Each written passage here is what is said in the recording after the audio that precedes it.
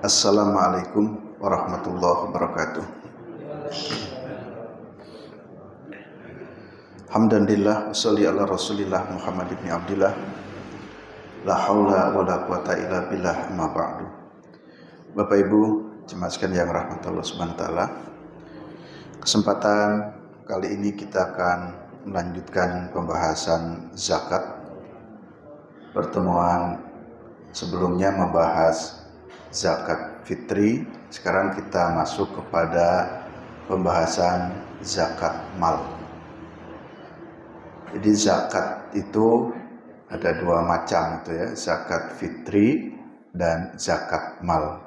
Kalau zakat fitri bahasa lainnya adalah zakatun nafsi, zakat jiwa. Jadi jiwa ini harus disucikan, harus dibersihkan. Kalau zakat fitri kemarin beberapa catatannya, orang yang wajib membayar zakat fitri jika memiliki kemampuan. Kemampuan ukurannya adalah dia bisa makan dan bisa memberi makan kepada orang yang ditanggungnya, berarti istrinya, anaknya pada hari raya. Jadi cuman batasannya itu, kalau memiliki kecukupan lebih dari harus dia makan di hari tersebut, maka dia tetap wajib zakat fitri. Berbeda dengan zakat mal. Mari kita uraikan zakat mal. Zakat mal ini pembahasannya sangat banyak ya. Jadi karena bisa dipreteli poin-poin ini dibahas. Tetapi secara umum saya ingin mencoba menggambarkan peta atau cara memahami zakat mal secara lebih sederhana. Mudah-mudahan saya mampu menyederhanakan dan mudah-mudahan bisa kita pahami bersama-sama. Mungkin kita akan berangkat dari sumber harta apa saja yang terkena zakat atau harta apa saja yang wajib dizakati. Mal itu kan artinya harta atau kekayaan. Kalau menurut Al-Quran, paling tidak zakat mal itu dibedakan menjadi tiga bagian. Yang dimaksud tiga bagian adalah sumbernya. Jadi sumber harta kita itu dari tiga sumber. Mengacu kepada surat Al-Baqarah ayat 267. Nah, kita masuk dulu yang Al-Baqarah 267. Allah Subhanahu wa taala berfirman, A'udzubillahi minasyaitonirrajim. Ya ayyuhalladzina amanu anfiqu min thayyibati. Wahai orang-orang yang beriman, anfiqu, infakkanlah. Nah, di situ ada kata infak, tapi maksudnya adalah zakat. Maksudnya zakatilah kan gitu. Min thayyibati, dari yang baik-baik. Jadi kalau zakat itu ya harus dari yang baik, jangan yang buruk. Apa yang harus dizakati? Ini yang pertama, ma kasabtum. Apa yang kamu usahakan. Jadi hasil usaha. Sumber harta yang berasal dari hasil usaha nanti bisa terkena zakat jika memenuhi syarat. Jadi saya menjelaskan sumbernya dulu ya. Nanti syaratnya nanti. Jadi harta yang bersumber dari ma kasabtum, apa yang kamu usahakan. Dan yang kedua, wa mimma akhrajna lakum minal ardi, sesuatu yang keluar dari bumi. Baik, ini dua poin dulu. Poin yang ketiganya karena beda surat. Ini khusus dalam Al-Baqarah berapa tadi? 267. Jadi di sini ada dua hal yang perlu kita pahami. Sumber harta, sumber mal kita itu dari dua. Pertama, maka sabtum, apa yang kamu usahakan. Nah, rinciannya kalau dalam putusan tarjih, maka sabtum itu ada perdagangan. Jadi orang dagang itu kasab. Lalu kemudian peternakan, lalu kemudian nanti melebar kepada yang lainnya, apa itu perusahaan, ada kemudian obligasi, sukuk, saham, dan yang lain-lainnya. Termasuk sesungguhnya nanti ada pengembangan istilah, ada yang disebut dengan zakat profesi. Yang sebagian ulama menolak zakat profesi ini. Nggak ada zakat profesi, nggak ada dalilnya. Masa Nabi nggak ada. Tetapi mayoritas berpendapat seperti Muhammadiyah ada, hanya sebuah istilah saja, tapi tetap itu untuk mentafsirkan dari maka sabtum, apa yang kamu usahakan. Coba mungkin suatu saat Bapak Ibu mendapati video narasi, tidak ada zakat profesi, nggak ada dalilnya. Pada masa Nabi tidak ada. Itu kan profesi kan hanya istilah. Mentafsirkan kasabtum. Kasab itu kan usaha. Ya. Kalau mau tekstual sekali yang disebut oleh Nabi itu yang kena zakat itu hanya perdagangan, peternakan, pertanian, emas, perak. Cuman itu. Padahal profesi sekarang itu banyak. Mohon maaf, petani saja itu Pak. Yang mohon maaf ya rekoso ya susah sekali ya karena kita semua juga paham bapak orang tua kita itu kan petani ya. Bapak saya juga petani ya. Ya guru SD tapi sambil nyambi petani.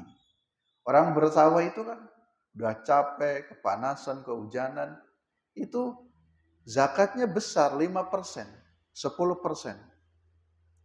Penghasilan nisabnya pun sedikit, cuma 750 kilo kalau nggak salah itu ya. Berarti 7 kintal Pak ya. Nah itu. Di 7 kintal saja sudah kena zakat. Sementara sekarang ini ada yang berprofesi akuntan. Coba, akuntan itu berapa penghasilannya? Ada konsultan. Sekarang ada yang anggota dewan legislatif. Itu anggota dewan berapa gajinya Pak? 70 juta. Besar sekali. Lalu mereka akan beralibi, lah saya kan bukan petani, saya kan bukan pedagang. Saya nggak terkena zakat. Pada masa Nabi nggak ada zakat anggota dewan gitu.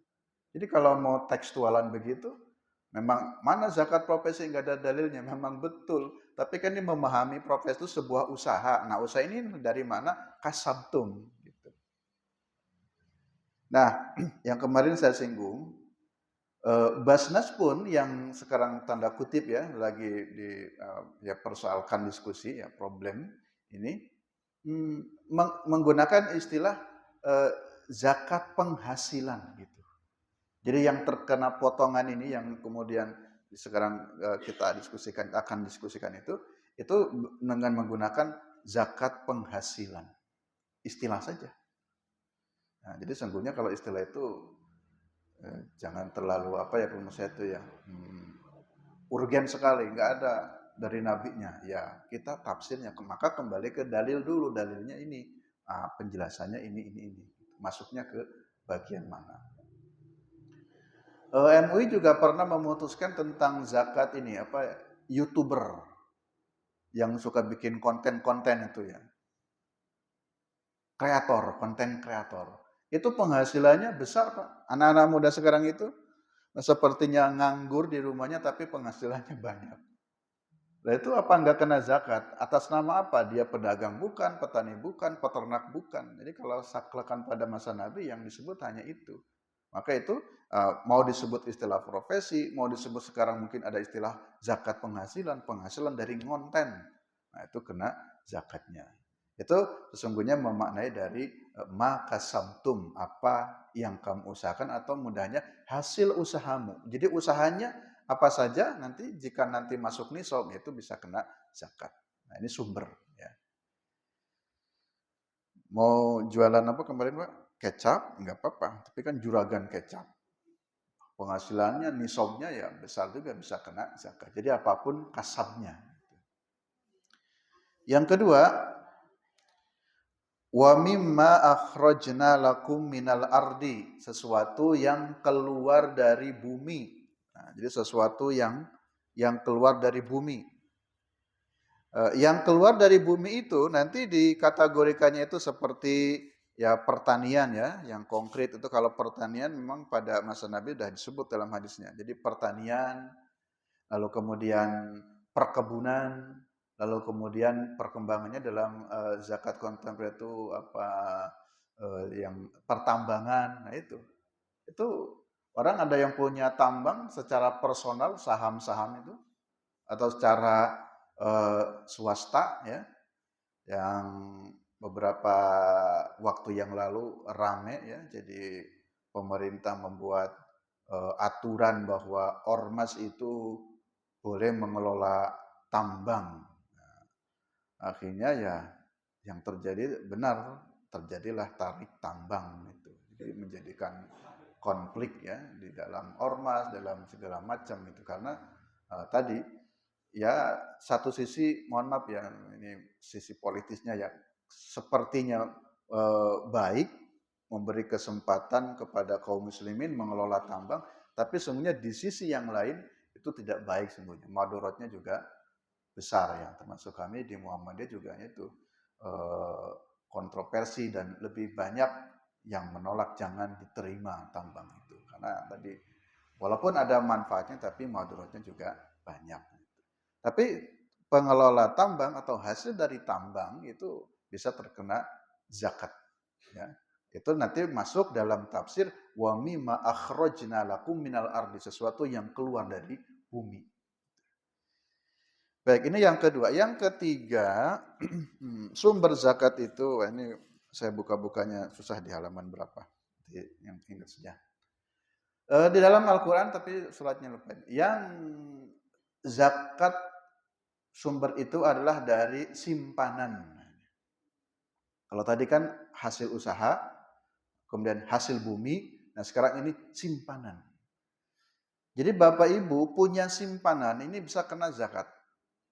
Dalam dalilnya gini, walladzina yaknizuna ad-dhahaba wal fiddata wa la yunfikuna fi sabilillahi fabashirhum bi'adabin alim. Nah, surat apa ya? Taubah ya, 103 lupa. Nah, itu. Jadi walladzina yaknizuna ad-dhahaba wal fiddah, orang-orang yang menyimpan emas, menyimpan perak. Itu. Jadi orang menyimpan emas, menyimpan perak, kemudian wala yunfikuna fi sabilillah, dia tidak menginfakkan. Nah, infak di situ. Infak di situ maknanya zakat. Sedikit ya saya belok dulu beberapa waktu yang lalu kan Menteri Agama membuat statement kalimat yang tanda kutip sedikit kontroversi. Ya harus kita kritisi walaupun juga tentu kita harus objektif utuhnya seperti apa. Karena mungkin bapak-bapak juga mengikuti ya media sosial. Jadi kurang lebih kalimat macam gini, jika kita ingin maju maka tinggalkan zakat, kata Pak Menteri. Jadi jika kita ingin maju tinggalkan zakat, karena zakat itu sesungguhnya tidak populer. Tidak populer dalam Al-Quran, juga tidak populer pada masa Nabi dan pada masa sahabat. Nah, klik itu potongan video. Nah, di sini saya ingin sedikit ya melengkapi di sini. Karena beliau juga tadi menambahkan kalimat zakat itu tidak populer baik dalam Al-Quran pada masa Nabi atau masa sahabat. Karena di dalam Al-Quran sendiri dikatakan innamas shadaqatu lil fuqara'i wal masakin. Di situ yang disebut adalah sedekah. Innamas shadaqatu. Tidak disebut innamaz zakatu lil fuqara'i. Jadi Quran sendiri menyebutnya sedekah. Jadi zakat tidak populer, tapi justru banyak disebut dengan kata sedekah. Baiklah, itu satu narasi, tapi saya ingin menyampaikan dari sisi ya yang lain, keilmuan yang lain. Memang betul di dalam Al-Quran itu ada banyak kata, ada dengan zakat, wa aqimus salata wa atuz zakah, ada juga dengan menggunakan kata sedekah, innamas shadaqatu. Tetapi dalam tafsirnya, di dalam terjemah Kementerian Agama pun, itu kalimat sodako itu diartikannya zakat. Ya. Jadi kata sodako itu juga jangan berdiri sendiri. Karena kata Pak Menteri kan, Quran saja menyebutnya inamas sodakotu lil fuqara, bukan inamas zakatu. Banyak kalimat sodako, tapi maknanya adalah zakat. Ada dengan kata infak. Seperti ini dalam emas perak kan tidak menggunakan kata zakat, tapi walladzina yaknizuna dhahaba wal fidda, orang yang menyimpan emas perak, wala yunfikun, tidak mengatakan tidak zakatnya tapi tidak menginfakkan. Tapi makna infak di situ maknanya adalah zakat, gitu ya. Baik, tetapi yang berikutnya, karena saya berbicara Pak Menteri Agama, mohon maaf, supaya utuh, itu potongan video yang kemudian viral. Nah, saya mencoba menelusuri video tersebut lengkapnya bagaimana, yang video panjangnya seperti apa. Ternyata di situ ada apa namanya, ada konteksnya. Sesungguhnya Pak Menteri Agama itu sedang berbicara dalam satu forum itu berbicara tentang ya zakat ya, pemberdayaan umat.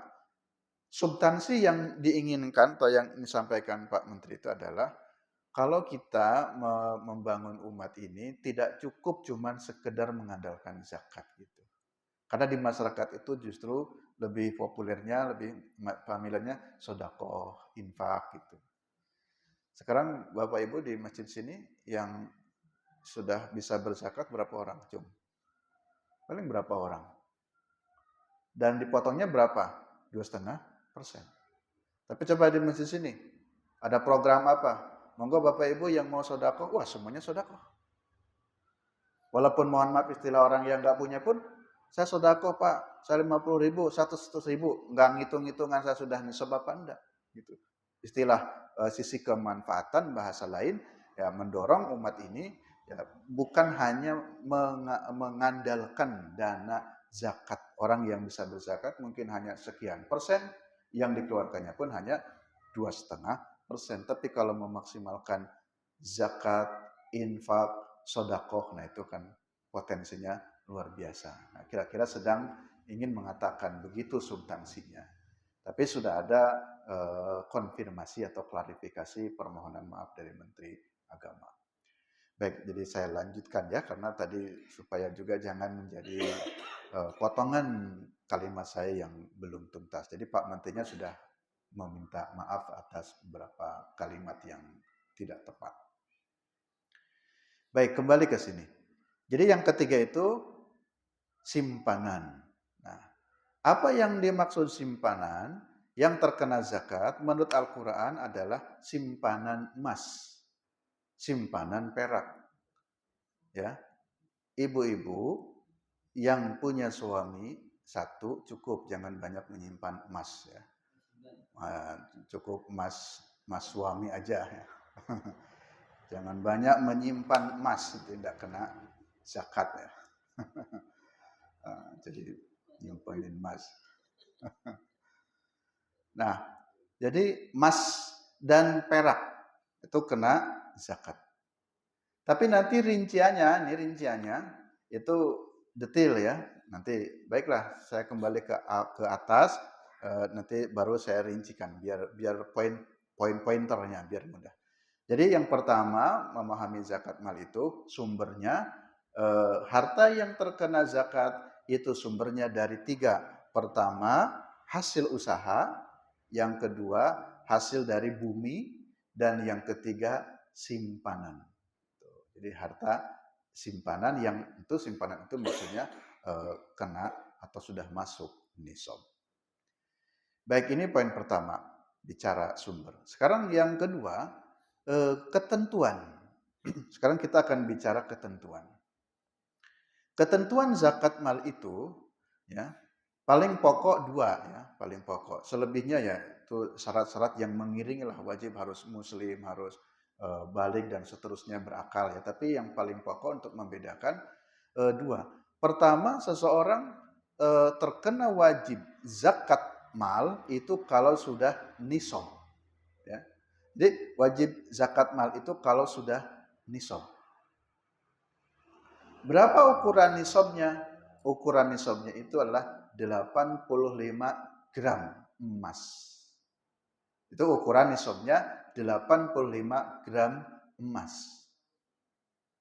Atau nanti senilai, ini maknanya senilai. Senilai dengan emas 85 gram. Terus emasnya yang bagaimana? Emasnya yang murni. Yang dimaksud emas murni itu adalah emas yang 24 karat.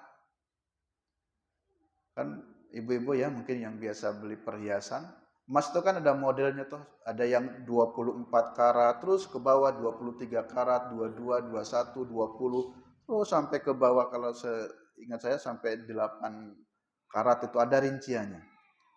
Itu yang dimaksud dengan karat-karat itu, jadi kalau misalkan emas 24 karat itu kan tertinggi. Yang dimaksud emas 24 karat itu adalah itu memiliki kandungan emasnya itu 99%, kira-kira begitu. Kalau 23 karat nanti mundur lagi, memiliki kandungan emasnya sekitar 95%, tapi nanti ada angkanya sampai sekian ke sekian itu. Yang saya ingat saja. Nah, yang menarik ketika Basnas ini yang terbaru, kemarin saya kurang tepat mengatakan 17, ternyata saya tadi buka, yang Basnas itu menurunkannya menjadi yang 14 karat. Gitu. Yang 14 karat. Jadi orang nisabnya mengukurnya 85 gram emasnya sudah betul, tapi karatnya yang berbeda. Sehingga putusan Basnas itu menjadi 14 karat, 14 karat itu kan sekitar kadarnya itu 58%. Jadi ya 50%-an.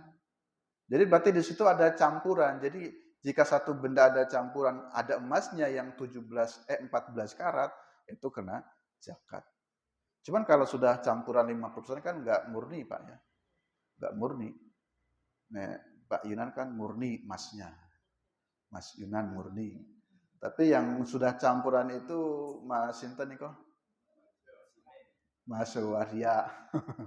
Mohon maaf ya Mas Suwarya kan sudah campuran tuh nih emasnya. Jadi ini ya saya baru membaca tadi ya sebelum ini Subuhan baca sekilas, tapi dasar argumentasinya belum detail. Nah, sebagai informasi saja, jadi kami Majelis Tarjih Pimpinan Pusat nanti sore hari Senin kan sudah ada rapat. Juga kami akan rapat membahas salah satunya tema ini. Merespon bagaimana Basnas kok memutuskan dari 24 karat menjadi tadi berapa? 14 karat. Argumentasinya apa, landasannya apa, nah, dan seterusnya ya. Baik, itu nanti kalau ada waktu biar utuh kita bahas kenapa berbeda 14 karat dan 24 karat. Tapi kita menggunakan tentu putusan yang sudah ada. Ya. Baik, jadi 85 gram itu nisab. 85 gram emas murni, yang dimaksud emas murni adalah yang 24 karat itu. Itu syarat nisabnya. Sekarang biar mudah, sebelum menghitung. Yang kedua syaratnya adalah haul. Haul itu 1 tahun. Kita pernah mengkaji tentang makna haul ya, yang waktu biografi Kiai Dahlan, haul itu artinya setahun. Jadi harta yang tersimpan selama 1 tahun. Jadi haul. Jadi syaratnya harus nisab dan haul. Baik, sekarang kita kasih contoh konkret. Kemarin kami di Lazismo DIY dan Tarjih DIY telah memutuskan membuat surat edaran untuk membuat nisab 85 gram emas itu seperti apa dan haulnya bagaimana. Karena harga emas itu kan berubah-ubah, setiap bulan itu berubah, mungkin nggak setiap bulan, setiap waktu bisa berubah. Maka kami cara menghitungnya untuk menggenapkan haul itu, cek Ramadan tahun kemarin sampai Ramadan tahun ini. Jadi dicek Ramadan tahun kemarin bulan Maret, harga emas di bulan Maret berapa, di bulan April terus sampai sekarang ketemu lagi 2026 bulan Maret ini, bulan Februari ya terakhir sebelum Ramadan. Nah itu harga emas berapa, lalu kemudian direratakan. Jadi rerata harga emas ya 85 gram itu di harga berapa. Sehingga kemarin ketemunya di reratanya harga 2 juta per gramnya. Coba sekarang tolong dibantu menghitung biar lebih mudah. Nisab emas itu 85 gram emas. Jika 1 gramnya 2 juta, berarti kalau 85 gram berapa? 170. 170 juta nggih. Nah, baik. Nah, begitu Bapak Ibu. Biar mudah ngitungnya, jika kita memiliki harta simpanan atau uang sebesar senilai 85 gram emas yang per gramnya dinilai 2 juta, berarti orang punya uang 170 juta itu sudah nisab. Jadi mudahnya. Tapi kalau orang baru punya uangnya 100 juta, ya belum nisab. Orang uang punya uangnya lebih dari 170 juta, ya 200 juta, berapapun itu yang kena nisab. Itu mudahnya begitu cara menghitung nisab itu. Ya. Lalu kemudian mengeluarkannya kan haul. Haul itu ya rata dikeluarkannya di bulan Ramadan karena menggunakan kalender Hijriah. Jadi Ramadan ke Ramadan. Boleh Muharram ke Muharram, Safar ke Safar. Tapi kebanyakan dalam prakteknya ngitungnya Ramadan. Pertama di Ramadan itu mudah mengingatnya, yang setahun sekali memang ada ibadah Ramadan. Jadi ingat ngitung zakatnya itu. Kalau Safar kita nggak terbiasa, tahun kemarin saya pas ngecek di bulan Safar apa bulan apa ya. Nah, tapi kalau Ramadan mudah karena umat Islam terbiasa ibadah khusus Ramadan. Lalu yang kedua juga kalau di Ramadan itu ada keutamaan khusus sodakoh di bulan Ramadan. Jadi orang yang bersodakoh, berinfak, ya sama yang berzakat di bulan Ramadan itu memiliki nilainya plus. Sehingga orang banyak menghitung haulnya adalah di bulan Ramadan. Baik. Nah, begitu ya. Jadi caranya mengukur ini nisab ataukah tidak. Kemudian haulnya ya seperti itu. Nah, yang berikutnya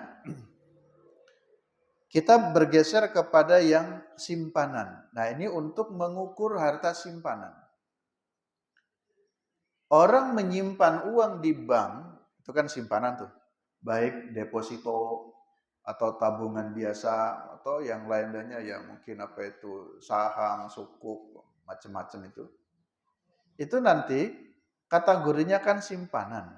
Tadi saya ingin melogikakan bahwa orang yang bisa menyimpan uang berarti tandanya dia sudah memiliki kelebihan yang cukup dari makan atau pokok.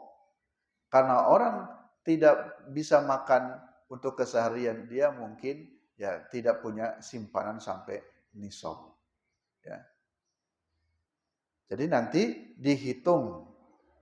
Silakan yang punya deposito dicek kembali, lalu kemudian yang punya tabungan-tabungannya dilihat jika lebih dari contoh 170 juta per tahun ini umpamanya kadarnya yang pakai 2 juta, berarti nanti keluarkan zakatnya. Zakatnya berapa persen? Itu 2,5%. Hampir seluruh zakat itu 2,5%, itu rumusnya. Jadi biar biar nggak bingung bertanya berapa zakatnya kalau ini kalau itu. Ikutnya semuanya 2,5% menggunakan kriterianya yang emas 85 gram emas. Kecuali yang berbeda itu adalah zakat pertanian itu. Ada ketentuan khusus yang tadi sekitar 750 kg itu hasil panennya itu sudah kena zakat. Dan yang kedua yang dikecualikan itu adalah peternakan. Karena itu ada rinciannya. Jika kambing umpamanya 40 ekor kena zakat. Jika sapi berapa? 5 ekor kena zakat dan seterusnya.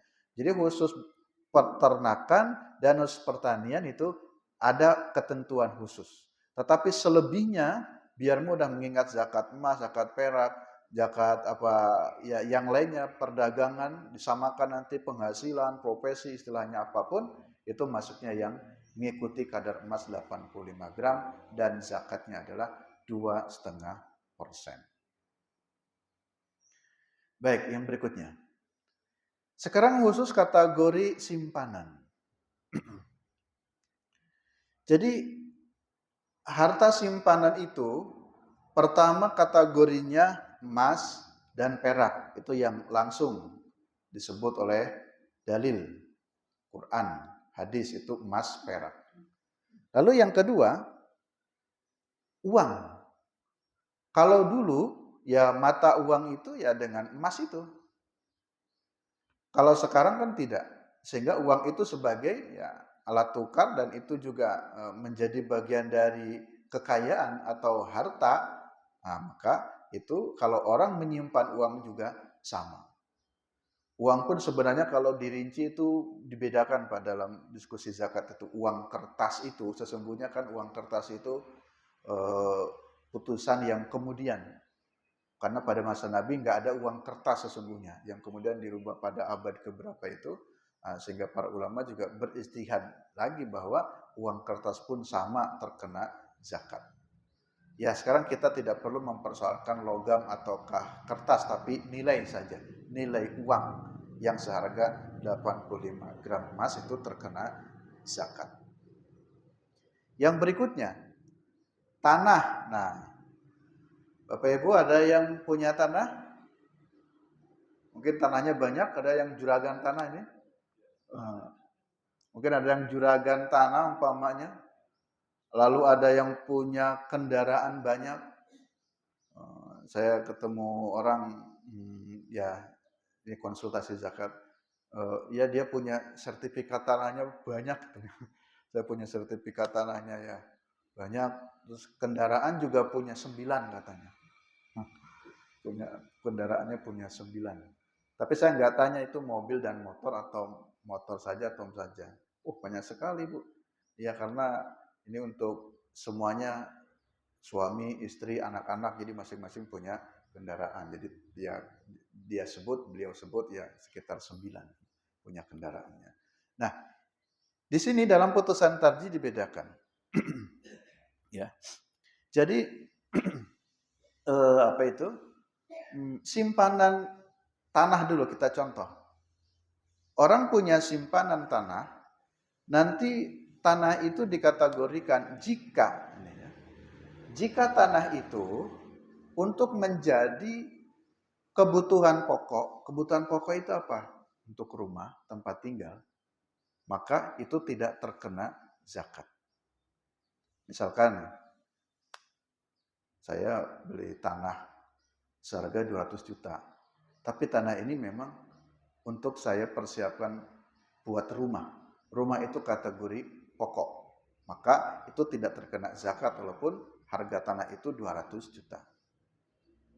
Lalu kemudian saya tanahnya belum dipakai bangun rumah, tapi kemudian tanahnya disewakan. Yang terkena zakat adalah hasilnya, bukan tanahnya, tapi hasil dari tanah. Harga sewanya jika mencapai nisab itu yang kena zakat. Atau punya sawah ya, lalu kemudian tanah sawah itu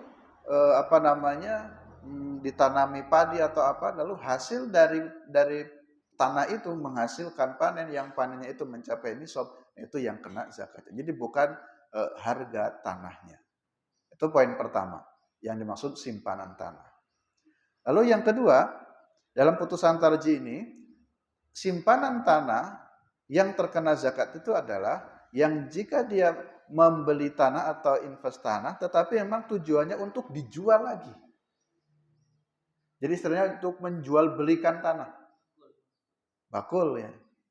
Jadi memang untuk jual beli tanah, dia beli tanah investasi, tapi besok akan dilepas lagi, beli lagi. Nah, yang seperti ini yang terkena zakat karena dianggap itu yang berkembang. Itu dia akan mendapatkan penghasilan yang sebagaimana emas itu kenapa berkembang, kenapa kena zakat karena kategorikan harta yang berkembang. Nah, sekarang masuk ke emas nih, ibu-ibu yang biasa pakai emas ya, cincin, kalung dari emas dan seterusnya. Itu juga rinciannya ada. Ya. Jadi emas yang istilahnya sebagai perhiasan itu tidak kena zakat. Tapi yang dimaksud perhiasan itu adalah yang dipakai. Ya murni hanya perhiasan saja. Itu kategorinya istilahnya ya bagian dari kebutuhan orang ada perhiasan. Ya cuman pakai cincin satu, cuman pakai ini. Itu enggak kena. Tapi yang kena zakat itu ya emas yang disimpan.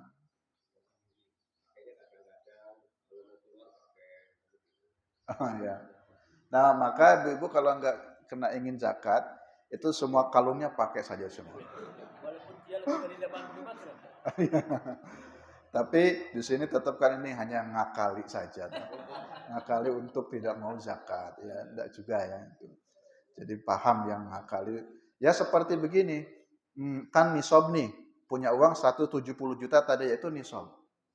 Sak durunge Ramadan diambil. Ya, 100 juta tak tuku mobil saya. Kan tabungannya berkurang tinggal 70 juta. Nah, 70 juta itu kan belum genap setahun itu sudah inkitok, sudah terputus nisobnya. Itu namanya ngakali, nggak mau zakat. Orang ternak kambing, kan kambing kena zakatnya 40 ekor. Sebelum setahun, sebelese. Kurang siji, ya nggak masuk nisob. Tapi kalau niatnya memang ngakali untuk nggak mau zakat, ya itu salah.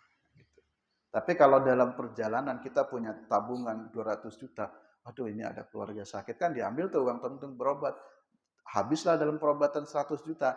Kan itu nggak nisob tuh. Inkitok namanya terputus nisobnya. Maka di situ tidak ada kewajiban zakat. Gitu. Baik, mungkin sementara gini mudah-mudahan bisa terwakili tentang sumber zakat mal itu dari 3. Lalu kemudian tadi syaratnya paling pokok adalah harus nisob dan haul. Ya. Nanti selebihnya kita pertajam lewat diskusi saja. Bapak-bapak, ibu-ibu yang sekalian yang alhamdulillah, demikian kajian kesempatan pagi ini. Kita akhiri dengan baca alhamdulillah. Alhamdulillahirrahmanirrahim. Bila kita baik. Assalamualaikum warahmatullahi wabarakatuh.